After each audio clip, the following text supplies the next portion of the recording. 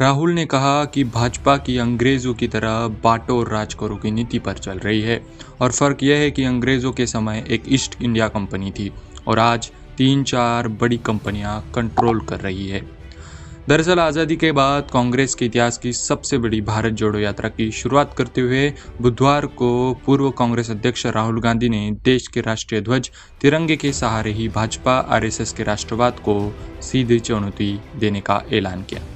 भाजपा सरकार के हर घर तिरंगा अभियान के जरिए राष्ट्रवाद की सियासी थीम पर एकाधिकारी जमाने को चुनौती देते हुए राहुल ने कहा कि तिरंगे को केवल सलामी देने से ही काम नहीं चलेगा, बल्कि हमें केसरिया रंग में छिपे देश के आदर्शों और मूल्यों की रक्षा भी करनी होगी। मोदी सरकार पर संवैधानिक संस्थाओं, न्यायपालिका और मीडिया को पूरी तरह कब्जे में लेने का आरोप लगाते हुए राहुल ने कहा कि पूरे देश में नफरत और डर पैदा किया जा रहा है और हमारे तिरंगे पर प्रहार हो रहा है। इसलिए देश को इस नफरत और डर से बाहर निकालकर कन्याकुमारी से कश्मीर तक लोगों को जोड़ने के लिए कांग्रेस ने भारत जोड़ो यात्रा का ऐतिहासिक फैसला किया। कन्याकुमारी में गांधी मंडपम के करीब 3 समुद्रों के संगम के तट पर एक बड़ी रैली के दौरान भारत जोड़ो यात्रा की आधिकारिक शुरुआत करते हुए राहुल ने भाजपा के राष्ट्रवाद को चुनौती देने के कांग्रेस के इरादों को साफ किया।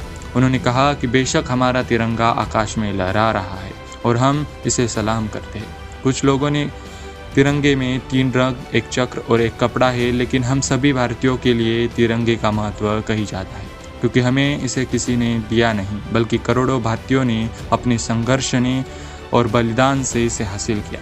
हमारी पहचान है तिरंगा।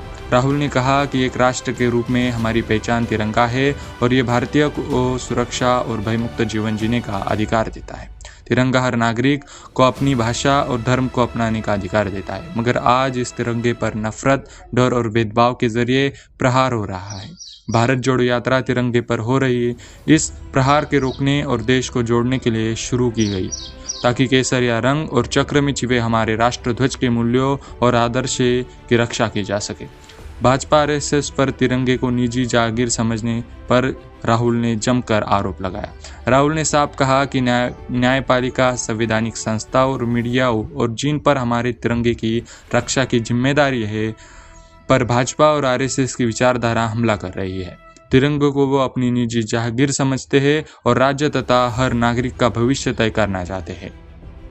पूर्व कांग्रेस अध्यक्ष ने कहा कि विपक्ष को सीबीआई, ईडी, इनकम टैक्स जैसी एजेंसियों के सहारे डराया जा रहा है। वे समझते हैं कि विपक्ष डर जाएगा, तो वह कहना चाहते हैं कि विपक्षी दलों को कोई भाजपा नेता के ऐसे हथकंडों से डरने वाला नहीं। भाजपा भाषा और धर्म के आधार पर देश को बांटने की सोचती है, मगर ये देश हमेशा एकजुट रहा है और ऐसा ही होने वाला नहीं। भारत जोड़ो यात्रा की शुरुआत के लिए कन्याकुमारी पहुंचने से पहले राहुल गांधी ने श्रीपेरुम्बदूर अपने पिता राजीव गांधी के शहीद स्थल स्मारक पर प्रार्थना सभा में शामिल हुए। कन्याकुमारी पहुंचने के बाद सबसे पहले स्वामी विवेकानंद मेमोरियल तिरुवल्लुरम स्मारक में श्रद्धा सुमन अर्पित करते हुए इसके बाद गांधी मंडपम में विशेष कार्यक्रम का आयोजन हुआ, जहां यात्रा के सभी पदयात्रियों को साथ पहुंचे राहुल गांधी को तमिलनाडु के मुख्यमंत्री M.K. स्टालिन ने खादी से बना राष्ट्रध्वज यात्रा के लिए सौंपा। कांग्रेस इस पदयात्रा में पार्टी के झंडे की जगह तिरंगे का उपयोग कर रही है। कन्याकुमारी में समुद्री तटों के संगम पर यात्रा को लॉन्च करने के लिए हुई रैली के मंच पर राहुल गांधी ने खुद यह तिरंगा लगाया और स्टालिन को यह आकर उन्हें यात्रा की शुभकामनाएं देने के लिए धन्यवाद भी दिया। गहलोत, बघेल समेत कांग्रेस के कई दिग्गज नेता वहां पर मौजूद रहे। यात्रा के आगाज के मौके पर कांग्रेस के 2 मुख्यमंत्रियों अशोक गहलोत और भूपेश बघेल के साथ पार्टी के लगभग तमाम दिग्गज से लेकर हर प्रदेश के नेता कार्यकर्ता उपस्थित रहे। इस दौरान बड़ी संख्या में मौजूद तमिलनाडु कांग्रेस कार्यकर्ता राहुल गांधी के समर्थन में नारे ही नहीं लगा रहे थे, बल्कि उनके मंच पर पहुंचते ही काफी देर तक नाचते, थिरकते, तालियां बजाती भीड़ में उत्साह बढ़ रहे थे।